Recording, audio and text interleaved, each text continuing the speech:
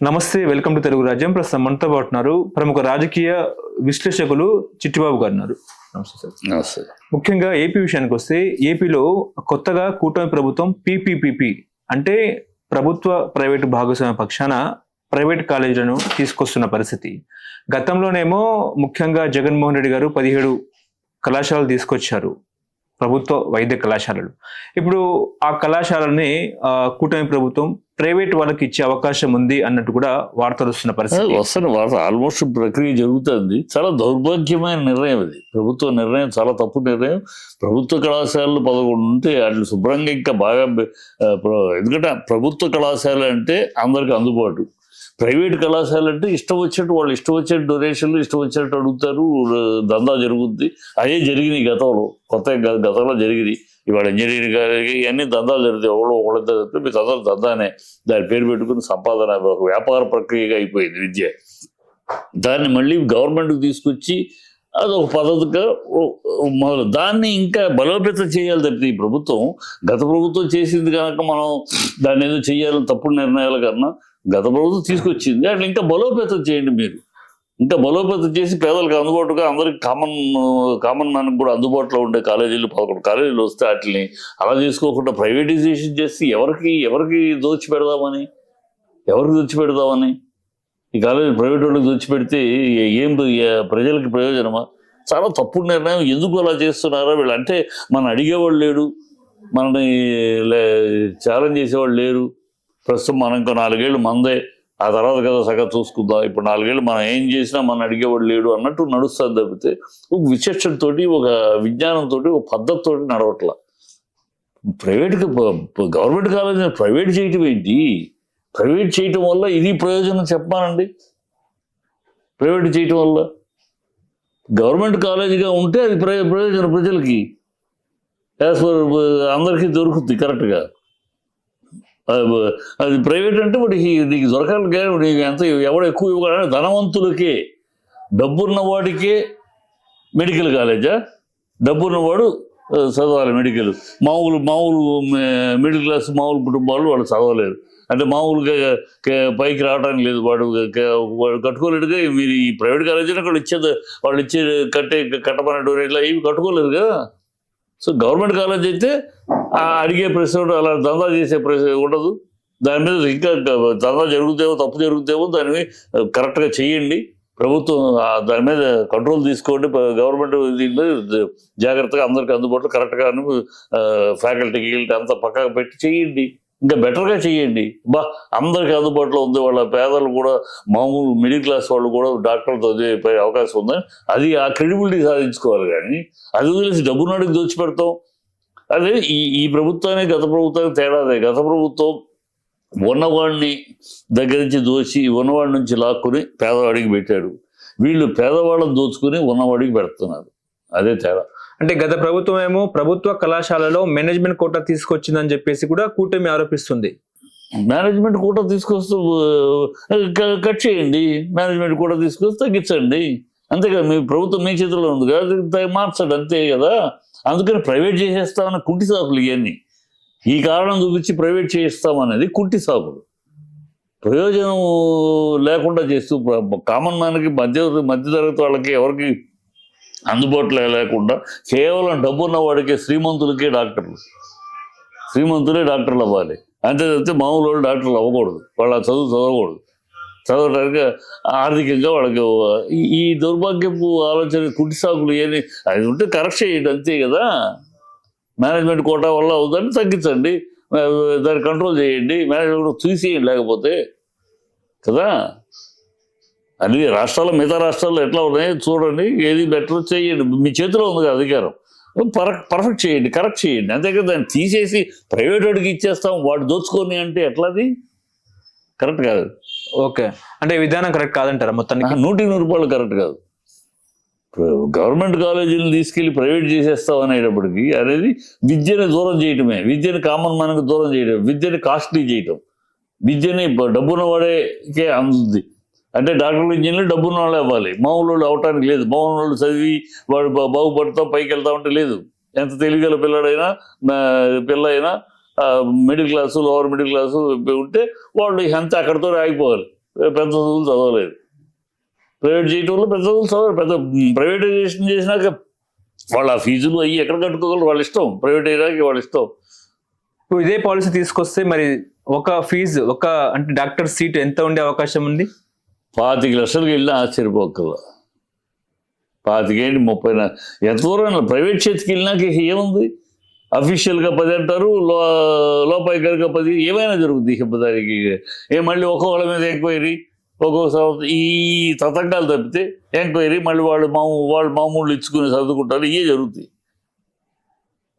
అసలు పద్ధతే కరెక్ట్, ఆలోచనే కరెక్ట్ కాదు. మరి ఎవరు ఎందుకు అంటే మన ప్రజల కోసం పరిపాలిస్తున్నారా, లేకపోతే వాళ్ళు చేసింది మనం మార్చేయాలని కేవలం ఒక ఈ రాజకీయ కోసం పరిపాలిస్తున్నారా నాకు తెలియట్లేదు.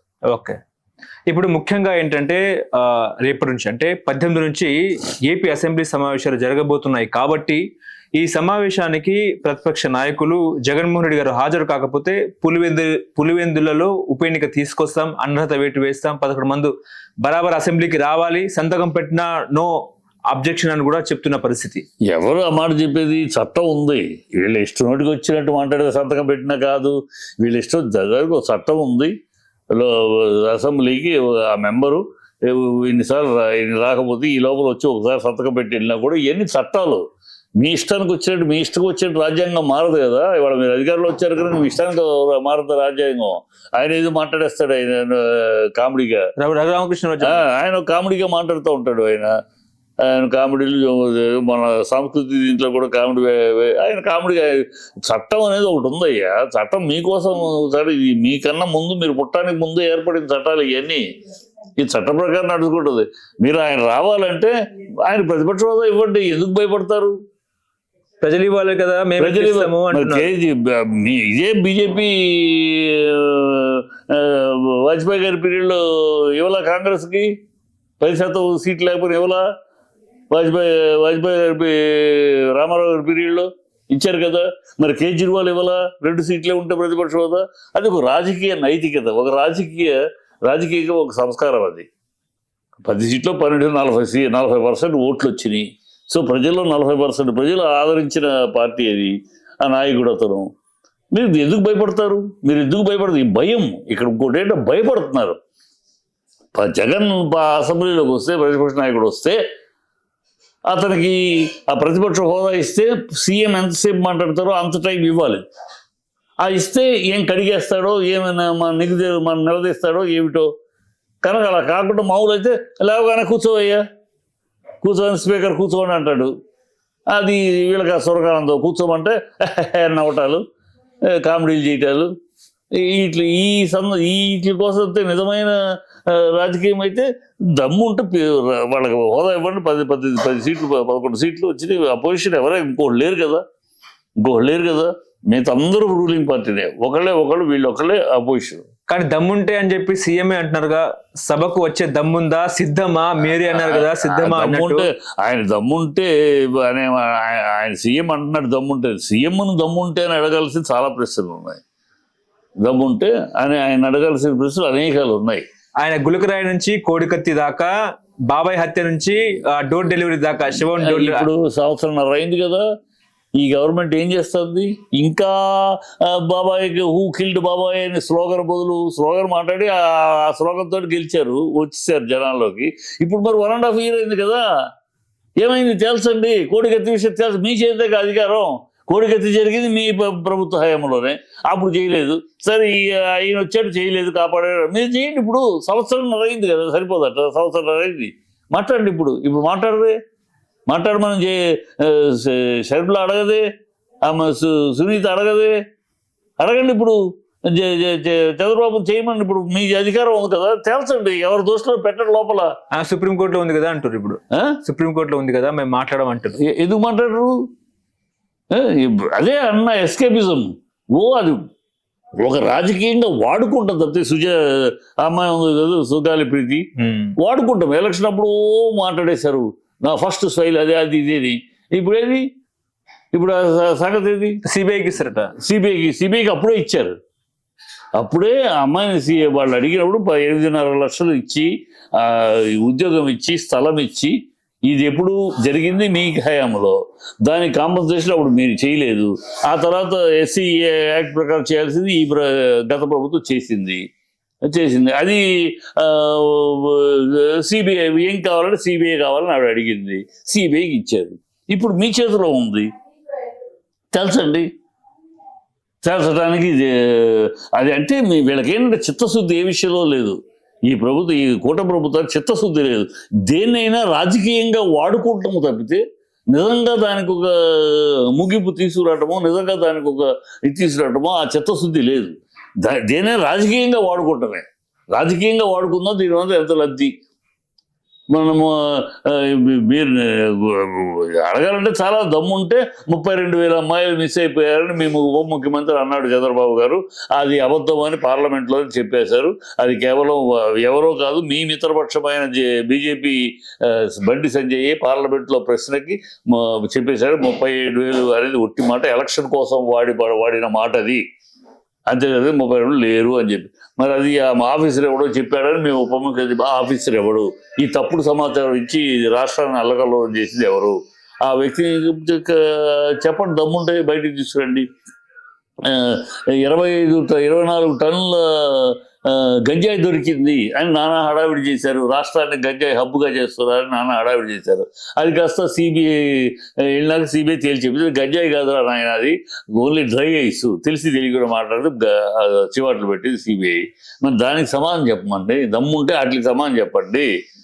వాటికి సీజ్ ద షిప్ అన్నారు. Seize the ship, who are you to say? అన్ని ఆథరైజ్డ్గా అన్ని పర్మిషన్స్ తోటి ఉన్నారు. You cannot stop it, let it go అని కేంద్ర ప్రభుత్వం ఆర్డర్ ఇచ్చింది. దానికి సమాధానం చెప్పండి. మీరు ఇలాగో అనైతికంగా అర్ధరహితంగా అబద్ధాలతోటి ప్రోపగాండా చేసే విషయాలు చెప్పండి. వైజాగ్ స్టీల్ ప్లాంట్ సంగతి ఏంటి చంద్రబాబు?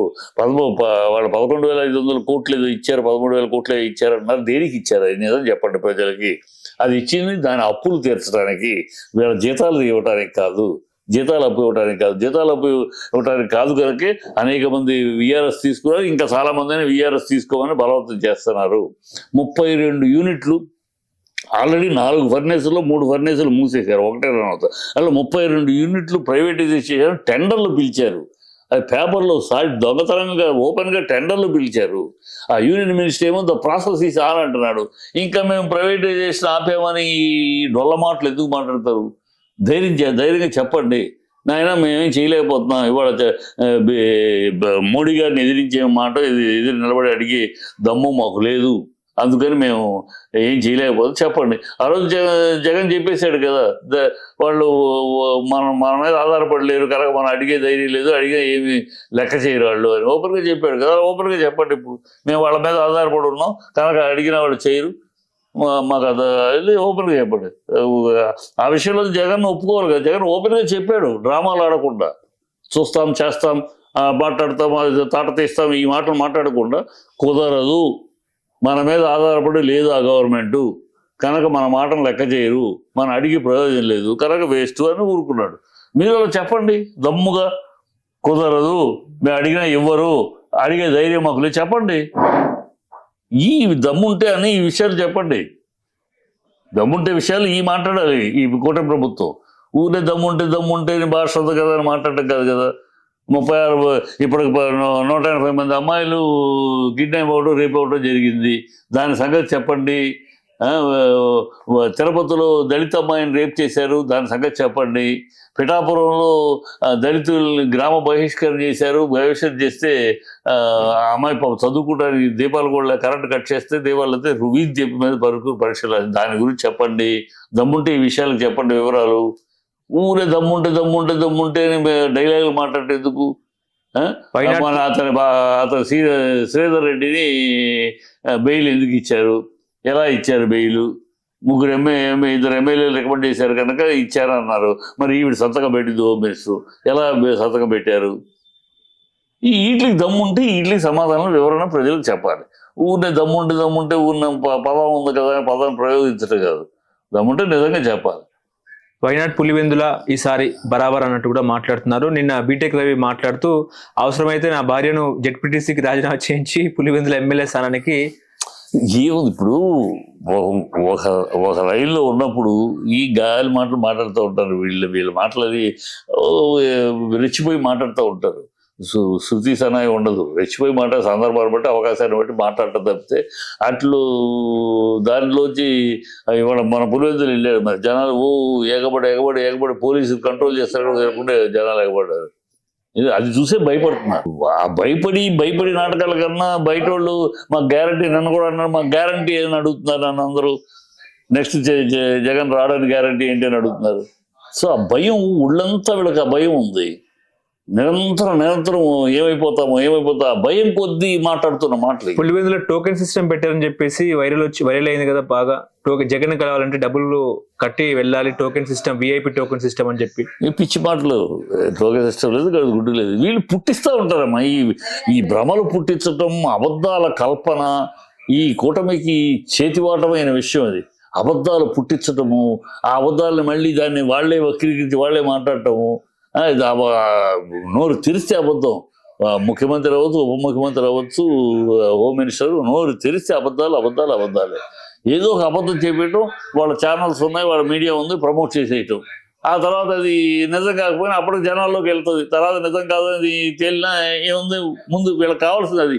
ప్రజల్లో ఒక భ్రమ కల్పించాలి, ప్రజల్లో ఒక అనుమానం కల్పించాలి, అంతే. అది నిజం కాకపోయినా అబద్ధమైనా కల్పిస్తే చంద్రబాబు ఉన్న చాకచక్యం. చంద్రబాబు రాజకీయమే మొత్తం. ఆనాటి కుతూహల అమ్మకాల నుంచి ఇప్పటిదాకా చంద్రబాబు రాజకీయమే ఆ భ్రమలు కల్పించడం, జనాల్లో ఒక లేనిపోని ఒక అనుమానం కల్పించడం, తద్వారా ఒక కమోషన్ క్రియేట్ చేయటం, దాని నుంచి లబ్ధి పొందటం ఆయన రాజకీయ విధానం.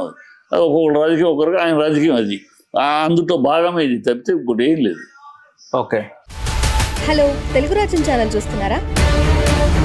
సామాజిక, రాజకీయ, జీవన చిత్రణే తెలుగు రాజ్యం. అతిశయోక్తులు, అసత్యాలు ఉండవు. రాజకీయ కోణం కాదు, ప్రజా కోణమే కొలబద్ద. తెలుగు రాజ్యం వీక్షణ మీ ఉత్తమ అభిరుచికి నిదర్శనం.